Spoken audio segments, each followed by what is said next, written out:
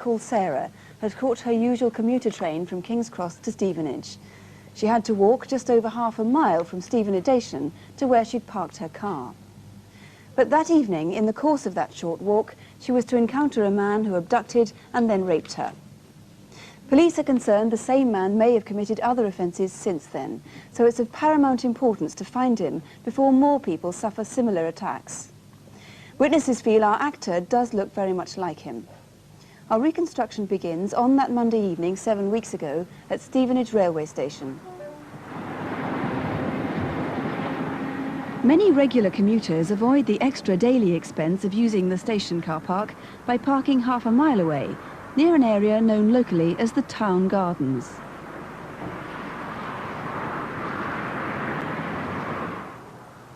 Around 5:15 that Monday evening, Maria Borden and her daughter were walking back from the shops, taking the shortcut through the gardens. As I came through the underpass, I was aware of someone following very closely behind me, so I quickened my step. I felt uncomfortable with this man following so close that I called out to my daughter. Wait. Wait. And at this point, he turned and went in a different direction.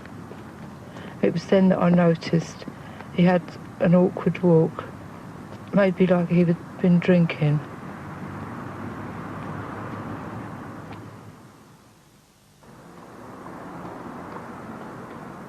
Nearly an hour after that, Sarah was making her way to her car, using the same shortcut. On that day I would have been in the gardens at about 6:05 because my train was a bit late that evening. As I approached the corner, I saw somebody out of the corner of my eye running, which I thought was probably a jogger.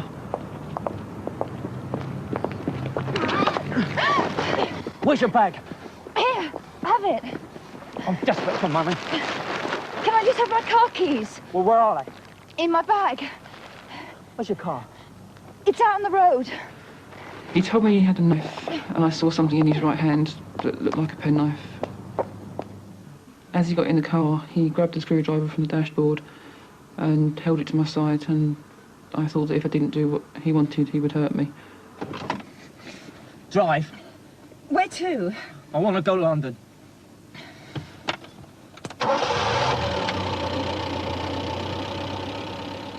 I noticed as we got in the car a strong smell of what I thought was glue.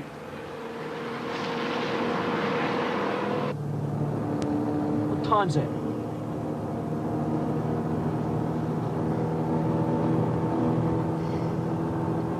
It's 6:20. Your clock's wrong. I'll do it. He seemed to be concerned about the time, so I put the clock right. He made me give him my jewellery. He was looking through my bag and there wasn't much cash. And he was asking me how much he could take out on my cash point and what he could use my cheque card for, because he didn't appear to be at all familiar with banks. I tried a number of times during the journey to glance at him. Don't look at me. One time when I did, he dug the screwdriver into my side. From the few glimpses that I got of him, I would say he was about 5'8", about 19 to 25 years old. He had straight, collar-length, mousy hair, which was passed in the middle and had a slight fringe. He seemed to be unsure about what he was doing, because he would go from being quite forceful to asking me if I was all right and if he'd hurt me. Take the next turn off and the third exit to Barnet. He appeared to know the Barnet area. He seemed to know where he was going.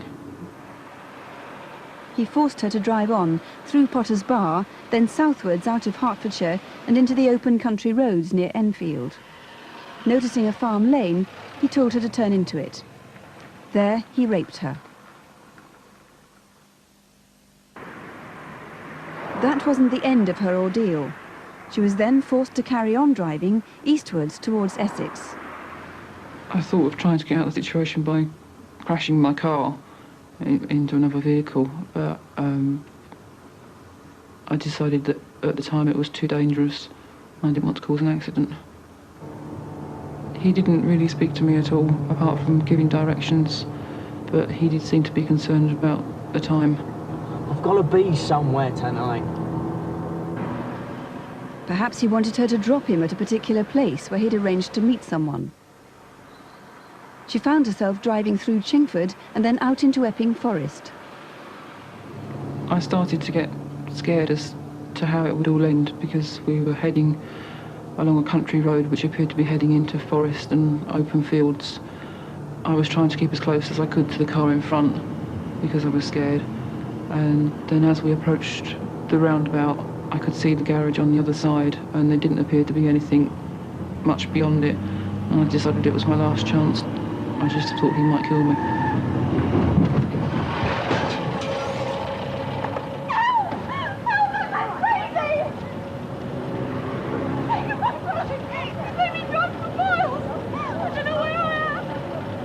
After I crashed my car and he'd made his escape, I was relieved to have got away from him.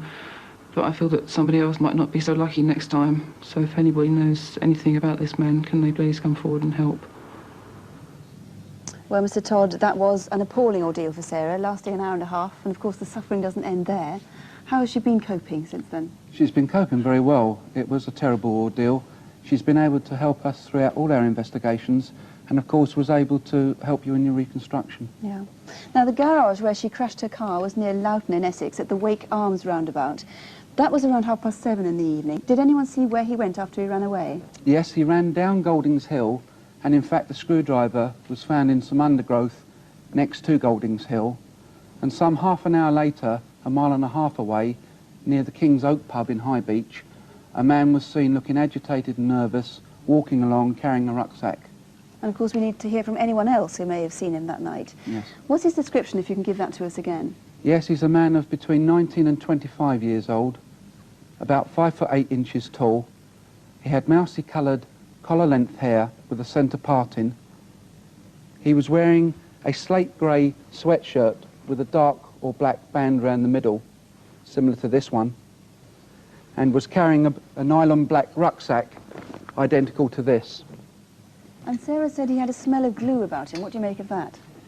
We believe the man could be a glue sniffer, or he could be someone that works with glue, for example, a carpet layer. And do you think indeed he may have had an appointment to keep that night? He certainly said more than once that he had to be somewhere that night, and he was conscious of the time. We're anxious to trace anyone that was due to meet a man of that description that night who was either late or didn't turn up at all. And remember, that was Monday the 2nd of December. And during the week before this attack, a man of a similar description was seen begging near Stevenage Station. Do you think this may have been the attacker, or perhaps not? It could be because of his description, and it is unusual for us to have a beggar at Stevenage. We have now, in fact, traced a woman who spoke to this beggar. She believed he had an Irish accent, but we are anxious to trace him and able to eliminate him. And finally, do you believe this man may have committed further attacks? We've looked at a number of offences since our rape, and we've in particular looked at the rape of a young girl at Brentwood Railway Station car park on the 3rd of January this year. There are a number of similarities between the two crimes, and we cannot rule out the possibility the same man's involved. We consider him to be dangerous, and it's imperative we catch him. Until he's found, this man is a serious danger, so if you can help find him, please don't hesitate to get in touch. This is the number to ring if you can help in any way at all. 081 811 8181, which gets you straight through to the studio here. Or you can ring Mr. Todd's colleagues direct at Hertfordshire headquarters on 0707 33 55 88.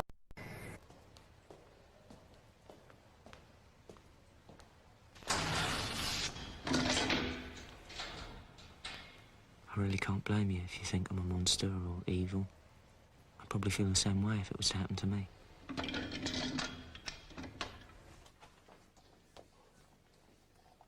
As far as I can see, there's nothing else. She hasn't got the seatbelt burns, no sign of whiplash. So we'll just wait for the examination. She seems very quiet. She's very quiet indeed. I mean, I don't know if that's just her or, you know.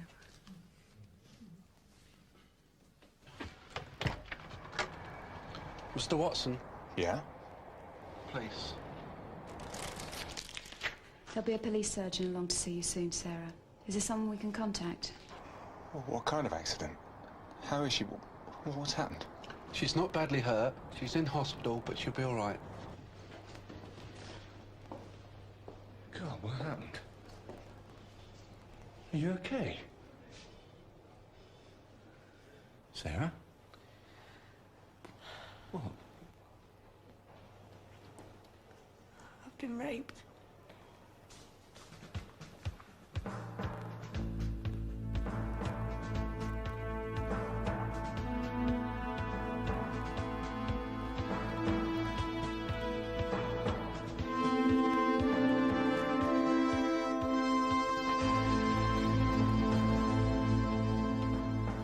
Sarah, could you just press on that for me with your other hand?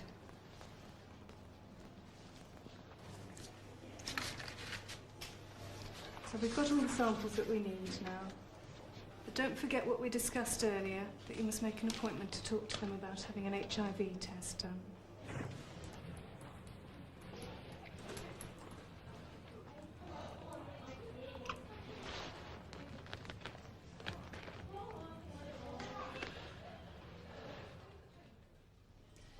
Over the last 10 years or so, the police have developed a much more sensitive and understanding attitude towards women who have suffered rape. And as a result, more people have had the courage and the confidence to report what's happened to them. Police often now forge quite close long-term relationships with victims of crime and with offenders. 2 years ago, on Crime Watch, we appealed for viewers' help to find a man who had raped a woman in Stevenage, and it later transpired 2 others in Luton.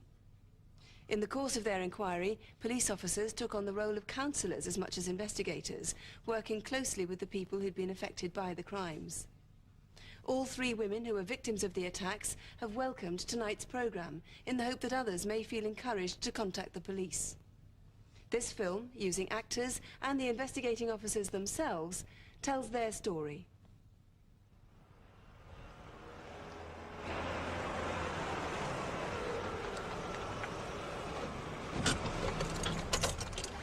You will stay, won't you? Of course I will. I'm not going to leave you on your own tonight. No, I mean, you'll stay. You won't leave me after this. Sarah, come on. I'm not going to No, leave you. don't. I need to know. Jesus, you've been raped. You're talking as if you've had an affair or something. I'm hardly going to leave you just because you've I had... might have AIDS. I could smell glue. I think he was a glue sniffer. The police said he was probably on drugs. He might be HIV positive. God, I might get AIDS. Come here.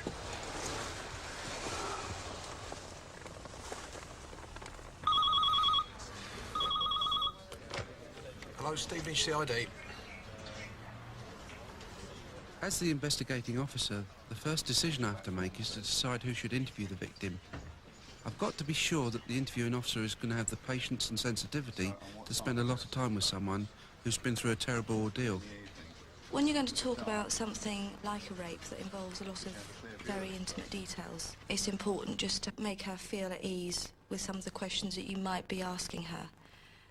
So I explained to Sarah the type of questions that I'd be asking, and asked her whether she would be happy to talk to me alone. I want him to stay.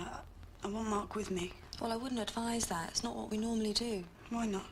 Well, it can be difficult when For we who? start to... Who's it going to be difficult for? It might not be normal, but I don't feel very normal at the moment. Well, I understand that. I do understand that. I want him to hear it. I was bloody scared last night. I was alone and I don't want to go through it again on my own. If Mark's here, then...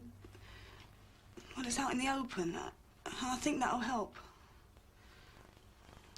I need him. I'm gonna need him. I was initially reluctant to have Mark present during the course of the interviews because I didn't know how he was going to react to some of the questions that I'd be putting to Sarah. In that obviously we're talking about a very traumatic experience for her, and I was a little bit concerned that she may be reluctant to tell me about all the intimacies in his presence. I left work a bit later than usual. I go to the gym on Tuesday, so I was rushing a bit. I hate being late. The journey takes about half an hour. The train got into Stevenage just after 6. You work in London then? Yeah, I'm a legal secretary in a firm of solicitors. I parked the car about a quarter of a mile from the station. It cost the earth to park any closer. Went over the footbridge, down through the leisure centre and into the town centre. Did you notice anything unusual? No, nothing. There was hardly anyone around. I went down the underpass steps leading to the gardens. Oh, there was a woman struggling a bit with some shopping. And then I was almost at the car. God, I was so close to the car. Ow! Give me your bag. Okay, take it. Can I just have my keys? I just need my keys. What keys? Where are they? They're in the middle. There's a zip. Where's your car? What? Don't piss about. Where is it? It's on the road, just at the top of the path. I've got a knife. Show me. Which car? It's the Cavalier. I mean Chevette, the yellow Chevette. Don't mess me around. I'm not. This is it. Get in.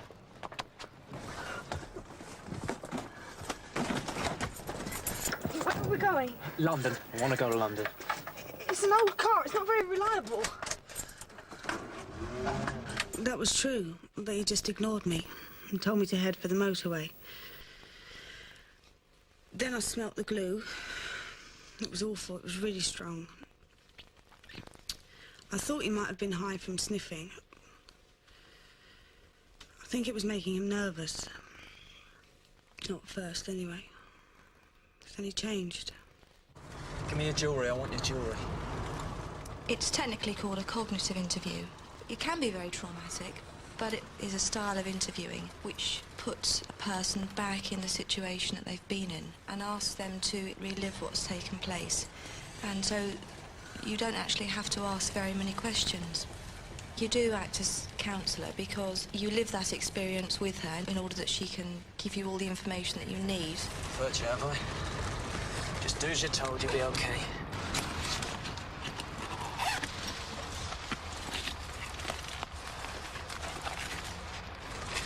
Where's your money? You must have some money. There's about £10 in there. That's all I've got without going to the machine. How much can I get out in your card? How much? £100. I think it's 100. I kept telling myself to stay calm. You know, it'll all be over soon and he'll get out. And then he went into the car park.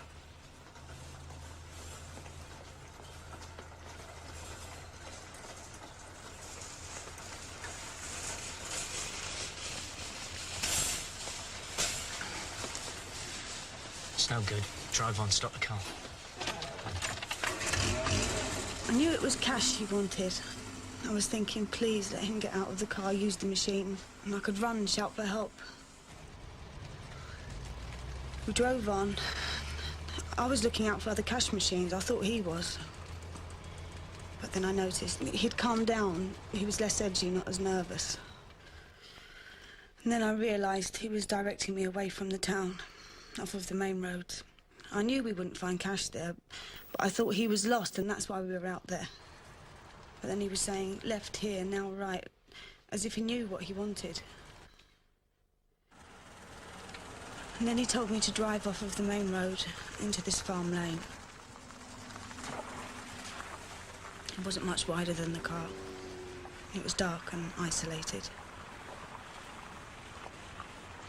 Turn it off. Turn out the lights. And then I realised. Turn out the lights. It was so clinical, so aggressive.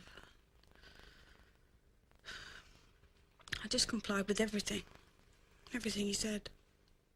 I had to. I had no control.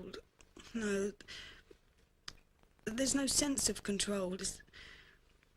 It's like this person, you can't believe what they're doing to you. Well, to me. And it really is like a nightmare. But it's happening. he's there and I'm there. Shit, I was scared. I hadn't been in a situation where I had interviewed somebody alleging a rape in the presence of their partner.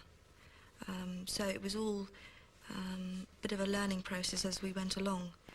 As it turned out, he helped her immensely, there's no doubt about it. He made her feel completely relaxed, and obviously it made the process of questioning a much swifter process, if you like. I think that having someone with you that you're close to is really important. It was the only way I was going to do it. I never imagined that they wouldn't want Mark to be with me. At least this way, everything was out in the open. It meant there would be no skeletons in the cupboard, and it was something we could come to terms with together. Kind of go the same route. He's going to kill me, that's all I could think. He's raped me and now he's going to kill me. I was so scared. I kept thinking, now, go on, now, do it. But I couldn't. Then I saw the garage.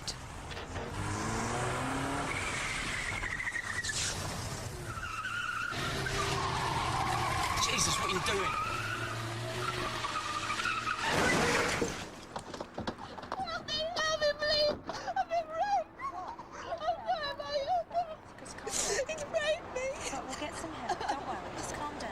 It was the keys. If only I'd not asked for the keys when he grabbed me, he'd have run off. He'd have just run off. Sarah, nothing excuses what he's done to you. Nothing at all.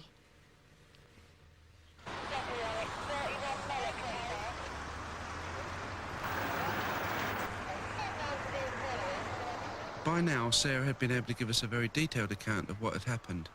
And from our inquiries, we'd been able to corroborate a story from eyewitness accounts and other evidence we recovered from the scene of the crash. Can you tell me about the face shape?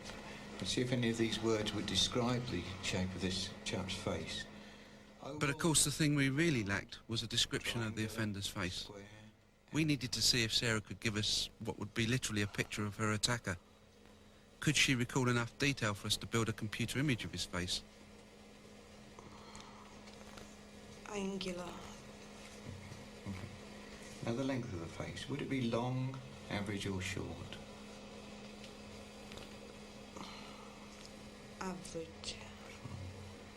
Okay, can you now think about the hair? The length of his hair. Was it very long, collar length, short, very short?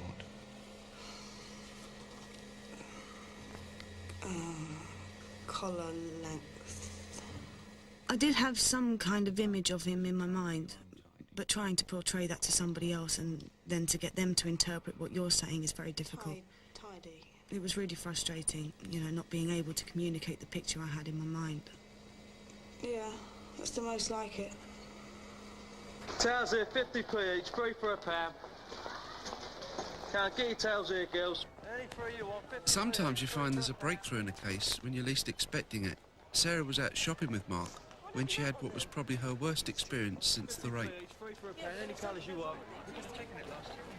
50p each, 3 for a pound. Come and get your towels, girls. 50p each, 3 for a pound. Come on. Mark, it's him. 50p, 3 for a pound. Where were you on the night of December the 2nd? I can't remember, that was 2 weeks ago. Well, think about it, it's very important. Look, I've packed the stall up, I'll move on, OK? Forget about your stall, Henry. We're investigating a rape here. What? God, what's this about? Is this some kind of joke? What I was most scared of was in case they was fitting me up. It was just more scary in case, like, the woman was going to say it was me. And then, what could I do? Because I didn't know what I'd done. I never had an alibi at the time. It was rape. And all I kept thinking is 10 year, 10 year. I didn't know the woman, she didn't know me. And, like, I thought that she could be someone that, you know, like, I'd just say, yes, that's him. Sarah soon realised that he wasn't her attacker, and we were happy that he was in the clear. But with him looking similar to the offender, Sarah was now able to use a computer image of his face to produce a clearer photo fit of the rapist. Less chin, it wasn't... kind of a smaller chin, not as round. More of an angle? Yeah, yeah.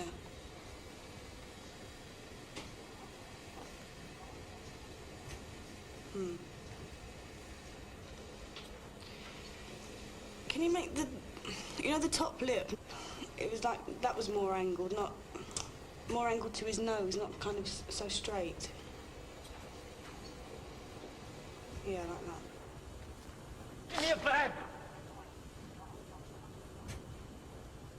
Can I just have my keys? Turn on the lights. Please don't do this to me.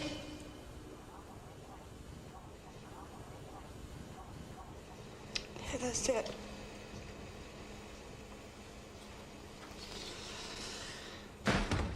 What am I supposed to have done? We brought in a number of different suspects.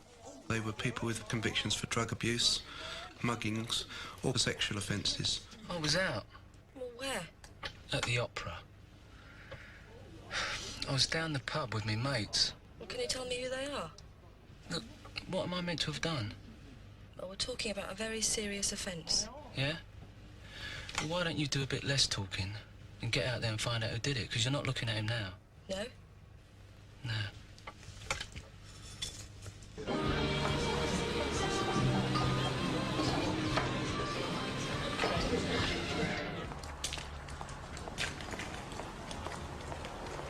None of those interviewed matched the computer photo fit we'd got. And we had to eliminate over 100 suspects. So after 2 weeks, we were beginning to get a bit frustrated. And of course, there was always the worry that he might strike again.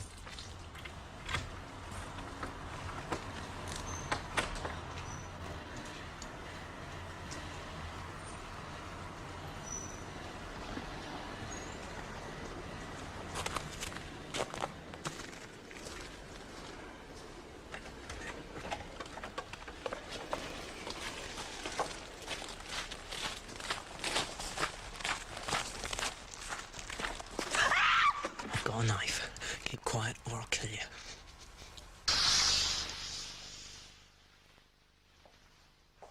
Fiona lived in Luton, only 20 miles away from Sarah, but across the county border in Bedfordshire. At this stage, the two separate police forces didn't link the attacks.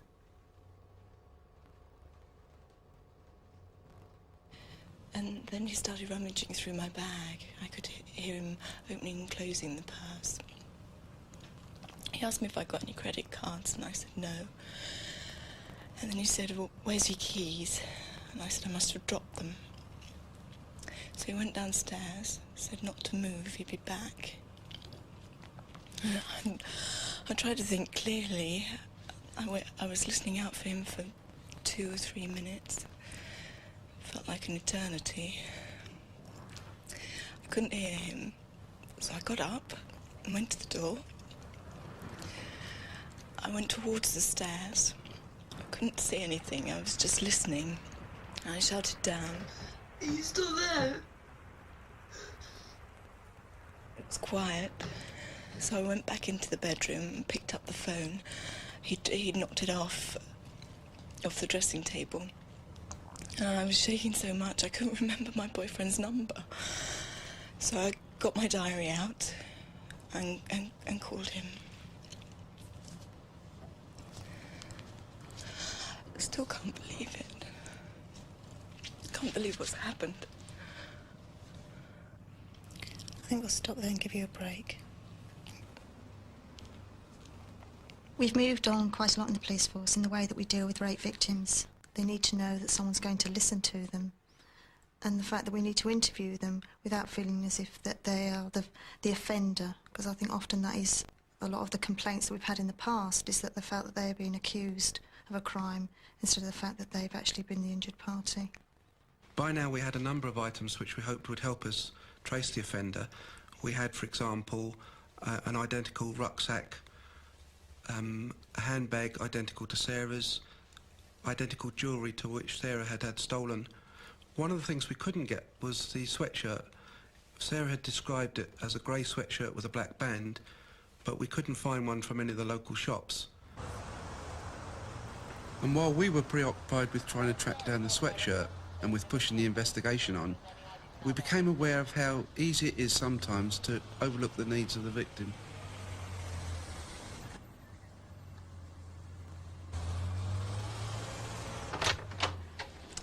Sarah, we've managed to find one.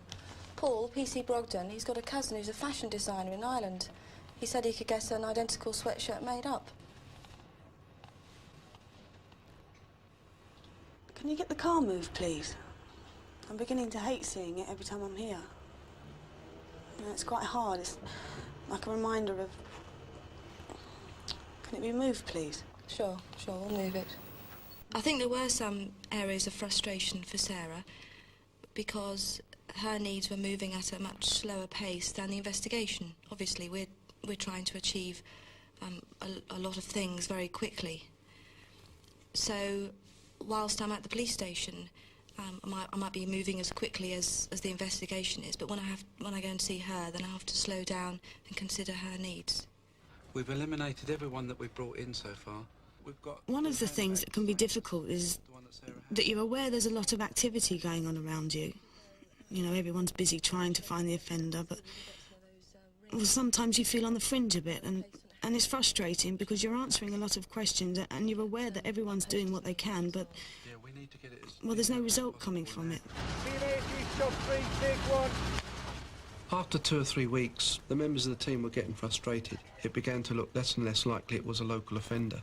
We wanted as much publicity as possible, so obviously the best coverage was national TV. Where's your money? You've got to have some money. There's £10 in there. That's all I've got without going to the machine. Oh, sorry, we're going to have to go again. The thing is, Portia, it was at this point when Sarah was looking around as much as she could, trying to attract somebody's attention. OK, so what you mean? Take 2. Action. There's £10 in there. I think we should cut about here, Martin, to the shot of the car when it's passing the office block. OK. The process of making a Crime Watch reconstruction, filming, editing and adding commentary, takes nearly 4 weeks. OK, Sue, stand by for your next cue. I've got to be somewhere tonight. Perhaps he wanted her to drop him at a particular place where he'd arranged to meet someone. She found herself driving through Chingford and then out onto the main road towards Epping Forest. Scared us to have a bit long, isn't it? Because we were heading... Yeah, it's clashing with the dialogue. I think we could start it a bit earlier, but all the same, it's still going to be too long. I could cut and then... I could just say, and then into Epping Forest, because we know it's a main road. Yep, OK, stand by.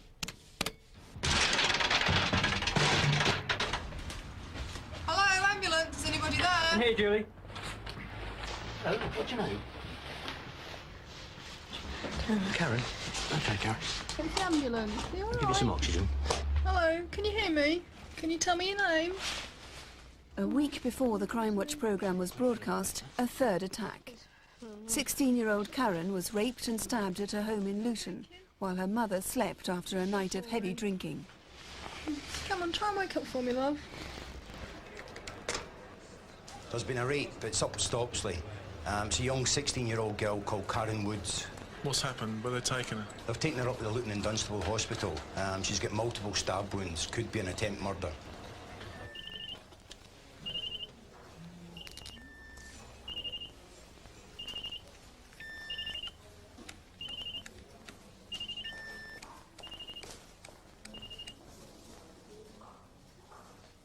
I had no idea, love. How could I have known he'd do something like this? He always seemed so reasonable. I did blame your mum at first. I was just thinking, why? Why did you ask him to the house? Why didn't you wake up? Why couldn't you stop him? It took a while before I realised it wasn't their fault. Look at me.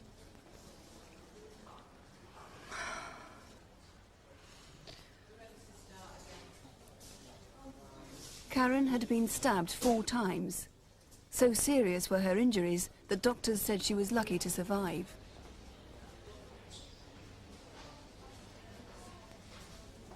She said she couldn't wake me. All that matters now is that we find the man who did this to your daughter. His name, can you tell us? I don't know his surname. I just know him as Tony. Sounds silly. Karen's mother had spent the evening drinking with the man she knew as Tony in a local pub. At closing time, she'd invited him home. Yes, Snow. His name's Tony Snow. The landlord thinks he might be staying in a hostel. Can you check that out? He's got a girlfriend from Essex, Lorraine. Don't have a surname. She might work in a burger bar or cafe. Well, it's a bit rough, but he wouldn't do anything like that. You still haven't got it, Lorraine, have you? The girl's asleep in bed. She wakes to find your Tony. He's not my Tony. She wakes to find him on top of her. He's got a knife to Bedfordshire police now knew they were looking for Tony Snow. The search began with his girlfriend. What if it had been you, Lorraine? I don't know where he is, and I don't know what he's doing. I don't really know him. He came and he went. He pleased himself when we were together. Never mind now. If he rings, if you hear anything at all, you call me, okay. right? Before something like this is used again. Run VT1. Title's running. Marriage breakout. Here on BBC One, Nick Ross and Sue Cook once again ask for your help in Crime Watch UK. Okay, we're on air. Hertfordshire police investigating the attack on Sarah still had little to go on. As their appeal for help went out on Crime Watch, still no link had been made between Sarah's case and the 2 subsequent attacks in Luton. We were at that time talking to Luton officers who were dealing with a couple of attempted abductions. But the officers that were dealing with the 2 rapes in Luton hadn't put 2 and 2 together, so we weren't informed. You can't say that every rape can be linked. It would be looked at, because it's a serious crime, but you wouldn't necessarily link it with another rape and another force.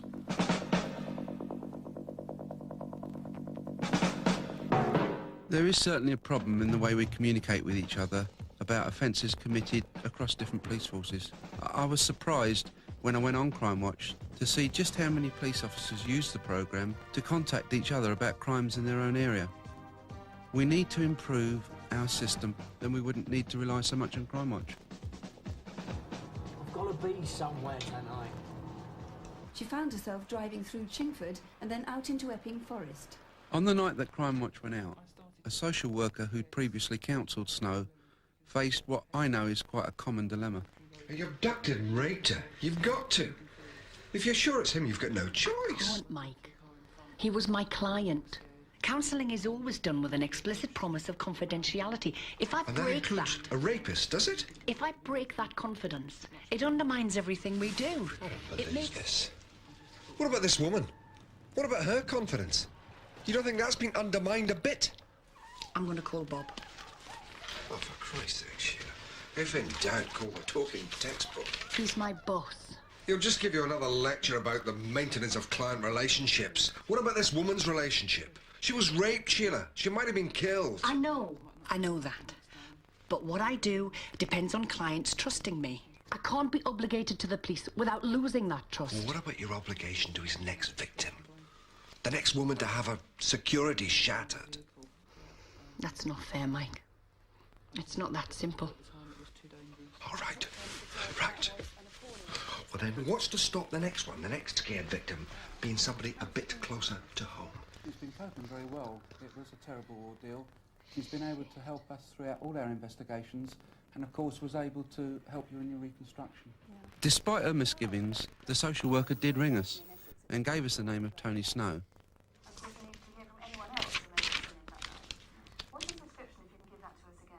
Yes, he's a man of between 19 and 25 years old, about 5 foot 8 inches tall. He had mousy-coloured, collar-length hair, centre parting. He was wearing a slate grey sweatshirt with a dark or black band around the middle. It was about a week after he raped me. I wasn't really watching, and then I realised it sounded like him. Mum? I couldn't believe it. Mum? Yes, he ran down Goldings Hill and some half... Karen didn't feel sure enough to contact Crime Watch or the police.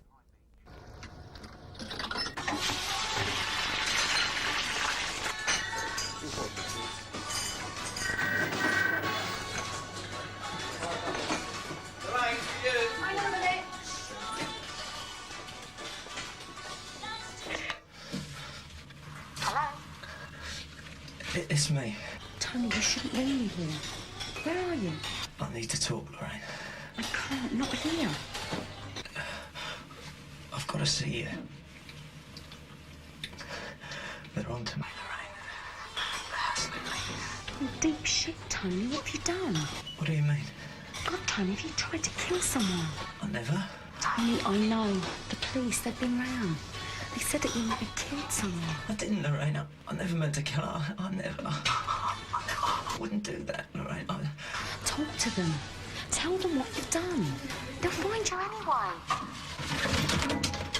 Tony.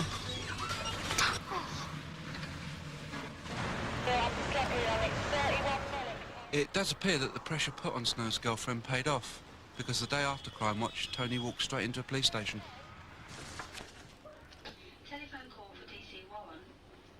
I need to see someone. Just a minute, please. I think Luton Police are looking for me. Mm-hmm. For rape. I pleaded with him saying, please, no. He said, I won't hurt you. Do as you're told and I won't hurt you.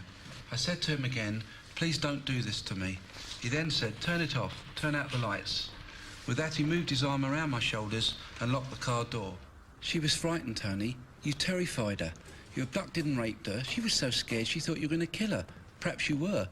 If she said I raped her, then I must have done, but I don't remember. But you remember walking into Harpenden Nick and telling a police officer that you're wanted for a rape?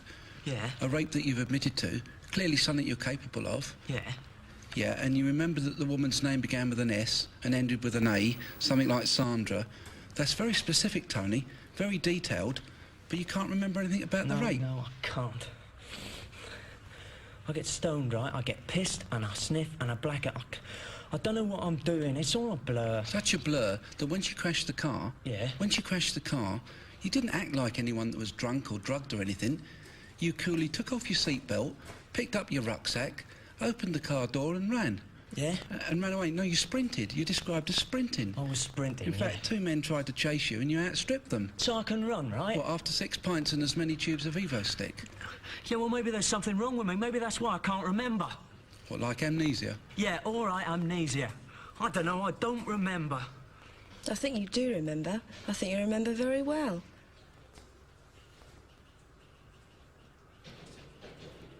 I think you know exactly what happened. No, I remember grabbing a bag and that and... Snow admitted to raping all three women, also to injuring Karen. What he wouldn't admit to was attempting to murder her. Police had to decide whether or not to charge him with the lesser offence of unlawful wounding. The decision on which charge to go for is crucial, because if you decide to go for the attempted murder and he's found not guilty, it's as though the offence didn't happen. But you've charged him. Attempted murder, you said. That's a charge. It's easier to prove murder than attempted murder. With murder, the prosecution had to show that the defendant killed her. With attempted murder, the prosecution had to prove that he intended to kill her. But he left her.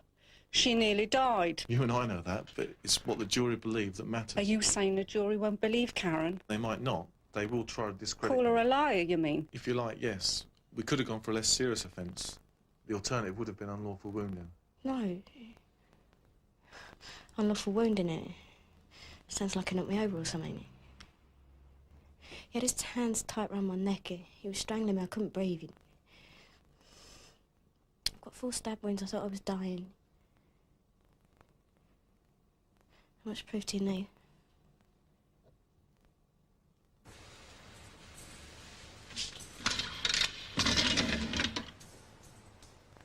Tony was charged with attempted murder, but whilst he was waiting for trial, I went to see him. I wanted to know a bit more about him.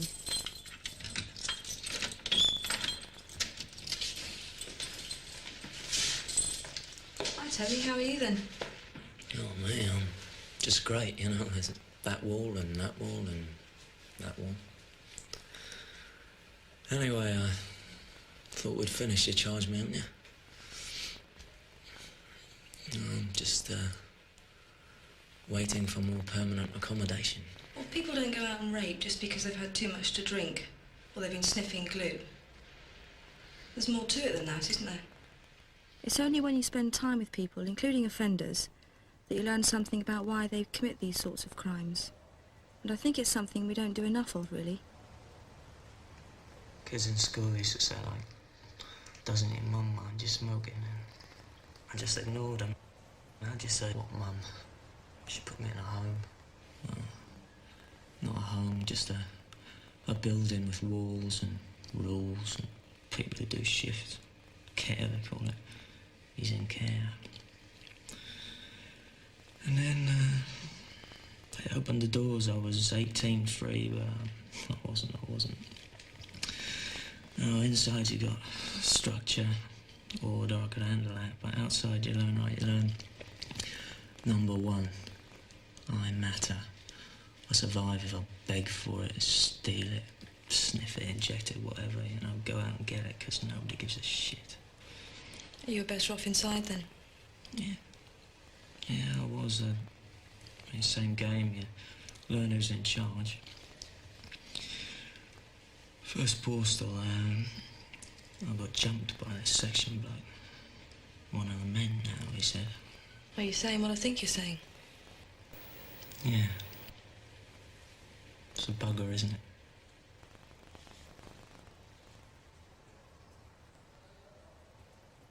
I wonder whether he wouldn't have raped if he'd had more help to work through his emotional problems. I don't find you can use those as an excuse for what he did to certainly the victims in Luton, what he did to Karen, and what he did to Fiona. No matter what's happened to you in your childhood or in your teens, doesn't give you the right to do what he's done to these two girls. He's nearly killed one girl, and he's raped and defiled another one.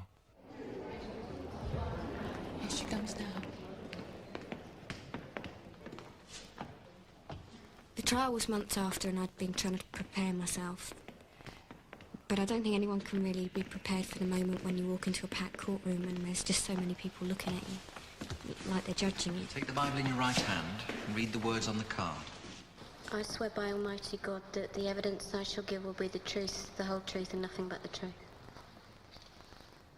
And I remember after reading the oath, he just looked at me and smiled. It was horrible. Once the case comes to trial, it may be thought by some people that the role of the police is over. The police role has only really just begun, because we have to liaise with the prosecuting barrister and support the victim. I felt that I had to be in court just for my own peace of mind. The police said, we've got him, it's definitely him. But I'd never actually seen him since the attack, and without actually seeing him for myself, I'd never have been truly convinced that it was the same person. What noises, in fact, could you hear? Knowing the trial would be an ordeal, Karen had nevertheless insisted police pursue the charge of attempted murder. As the law dictates, the jury was kept unaware of the fact that Snow had pleaded guilty to raping Fiona and Sarah. Like it was shining off in the bathroom. I'd met Tony about 2 or 3 times before, but I didn't really know him. My mum knew him a bit, but, well, they weren't close or anything. She just got to know him a bit. When they got back from the pub, they put some music on, and my mum opened some wine. They were quite merry, but not, like, drunk or anything. Did you have anything alcoholic to drink? No, I just carried on talking to Tony for a bit. I could see my mum was falling asleep. It was the early hours of the morning, and I was getting really tired, but I didn't want to say, you know, oh, I'm going to bed now, when Tony was still awake. Karen, can you now tell the court exactly what you can remember of the events which followed? I got into bed, and after a few minutes I heard someone coming upstairs. It was Tony. I saw him as he passed the bedroom door. He went into the toilet first, and then he came into my room. He just stood staring over me, but I had my eyes shut. I was pretending to be asleep. And how did you feel at this stage, Karen? Scared. I was scared. A lot of rape victims actually feel they are raped again when they give their evidence in court. They're basically telling the whole story, and of course they're cross-examined on their evidence, and it is an ordeal, and it's something perhaps they shouldn't have to go through. I know that now we are looking at children giving evidence in court and how they can give their evidence so they don't have to go into court, and we're actually doing video links. Now, whether that will ever come about with rape victims, I'm not sure. You said you were screaming for your mum. Where, in fact, did you go? I ran downstairs to the living room. And I was trying to wake my mum up. But I couldn't. I just couldn't wake her. And what did you do when he had his hands round your throat? I remember kicking my legs about. And what sensations did you feel as he was doing this to you? I was getting really weak and I started feeling hot. And then I lost my vision. And I felt like I was floating on top of some clouds.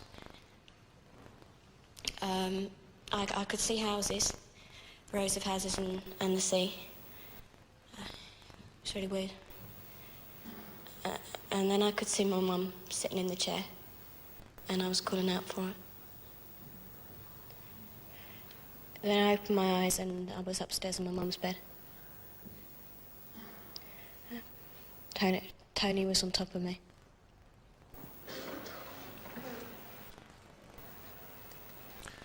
Miss Woods, I'm going to suggest to you that you have a number of things wrong in the account that you've given of the events of that night. Do you understand? I'm not suggesting that you're lying or anything like that, but I am suggesting to you, and I will be suggesting to you, that you have not given us a completely accurate account of that night. Would you accept that what happened to you that night and what happened to you afterwards in the hospital may have affected your memory? No, I wouldn't say that. It hasn't affected my memory, no. You would not say that? That things may have become jumbled up in your mind? Would you accept that? Well, a bit maybe. Yeah. I wish people could know how hard it is to stand in that box and listen to the way they think make things sound different, like you've got it wrong. You just want to tell the jury how it was. Sometimes I just wanted to shout out, no, it wasn't like that, but you can't. I had my hands up, but I wasn't actually punching him, because he had a knife in his hand. You were trying to hit him? I'm not saying you should not have been trying to hit him, but I'm just putting that to you. You were trying to hit him. And there was a struggle, which I suggest ended up with you falling to the ground. Yeah. And further, I suggest to you that the wound, your stomach wound, must have been received by you during that struggle. Yeah. You accept that? Although it was not until much later that you realized you had a wound. And indeed, dealing with that, the wound was not bleeding very much, was it, when you were back upstairs? No, there wasn't much blood. I again have to challenge your account of what happened after you'd fallen to the ground. I'm suggesting there was no attempt to strangle you or put his arms round your neck at that time. No, that's not right. What I suggest is that hands were put round your neck, but had been put round earlier when you were on your bed, and you were confusing the two. No. When I was in bed, he did put his hands around my throat. He was putting pressure on me, but not enough to stop me breathing. But downstairs he was. I couldn't breathe. I did stop breathing. I suggest that he was making it clear to you that the reason he was holding your throat was to stop you screaming. That was what he was trying to prevent. Isn't that right, Karen? No. He was trying to strangle me. You go downstairs, and what happens when you come into the room? Take this slowly so that everyone can hear what you're saying. I don't know. I ran down after her and she was shouting and screaming and I just lashed out like it all happened like as quick as that. Can't remember whether I punched her or not. I remember lashing out with a knife, but at the time I'd done it, I wasn't thinking like, oh, I'll stab her, you know, I'll hurt her. It was just like, I don't know, an action, not a thought and then an action. It just happened. We now know that during that struggle, the knife did enter Karen's stomach. Yeah. Did you intend to do that? No. I never intended to hurt her. I never intended to like stab her or hurt her or kill her or anything. My intention was just to have sex with her. Tony, did you ever intend to kill her? No. No, I didn't. Thank you. Members of the jury, have you reached a verdict upon which at least 10 of you are agreed? No.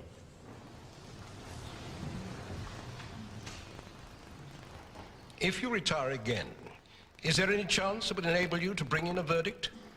No. What the police had feared had happened. The case was dismissed.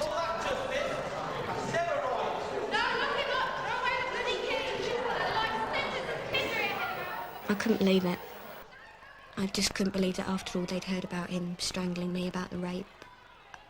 I was just amazed that they couldn't decide. People were going mad about the decision, but I just felt like I was a liar.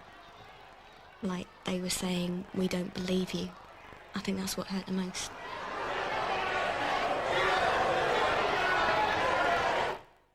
Well, I felt terrible, and I could have said some things about the justice system or the judge, which I'd regretted, but that is the justice system we have, and I had great sympathy for the jury as well, because they weren't aware of the other charges that Snow was facing. It was like a sort of blow to the stomach, and it did affect me quite badly.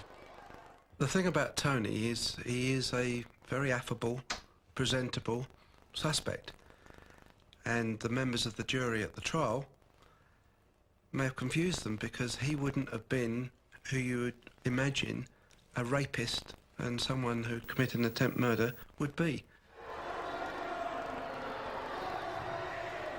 Before the court rose, Snow was sentenced for the rape offences. The judge gave him life, but with the recommendation that he be considered for parole after 10 years.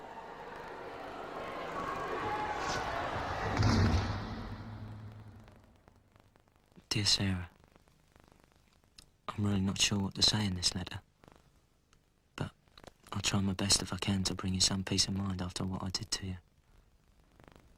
I know it's easy to say I'm sorry, but please understand, or try to understand, that I mean I'm sorry for the things I did to you. I know that an apology could never be enough to take the pain and anguish from inside of you away, and I'm not trying to justify my own self in any way. I just feel that this is probably the best I can do to help you through the trauma you've been going through. I would try and explain why I did what I did,